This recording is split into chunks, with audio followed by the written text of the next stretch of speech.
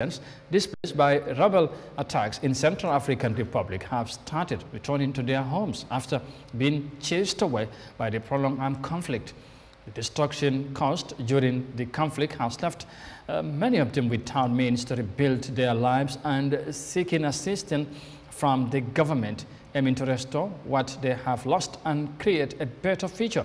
The UNHCR have since initiated an agriculture project utilizing sustainable seeds to support the returned, the returnees. And of course, let's now have more details of that in this report. Francis Sami hails from Godo village, 10 kilometers from Kagabandoro town in the Central African Republic. He decided to return to his village after spending 4 years in the bush, fleeing attacks from the Seleka rebels.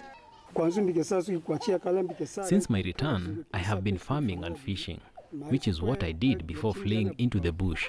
I also make honey, but the jacks don't produce anymore. The Selekas came and destroyed everything we had, and when we fled into the bush, they chased us down and massacred us. Today, I have a small cassava garden, but I am only growing subsistence crops for my family, and I want the government to help us. Sami is among many who are calling for help. Eleanor Nyakanda still lives in a displacement camp.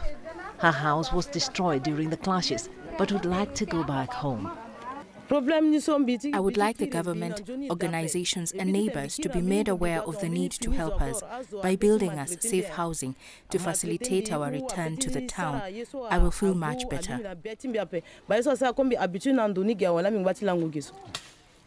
In response, the UNHCR has set up an agricultural project using sustainable seeds. The aim of this project is to facilitate the return of displaced people to their areas of origin. And so, at the outset, we thought that more and more we needed to invest in sustainable development. So UNHCR and IOM came up with this project with the support of our partners to help these people return home. But with relative peace having returned to Kagabandoro town, the United Nations Office for the Coordination of Humanitarian Affairs is concerned that some surrounding villages are still reporting pockets of insecurity.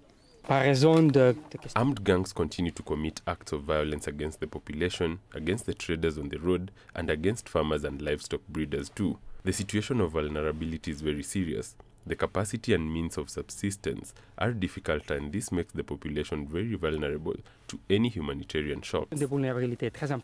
Humanitarian agencies are, however, optimistic about the improved security situation and have pledged support to the community.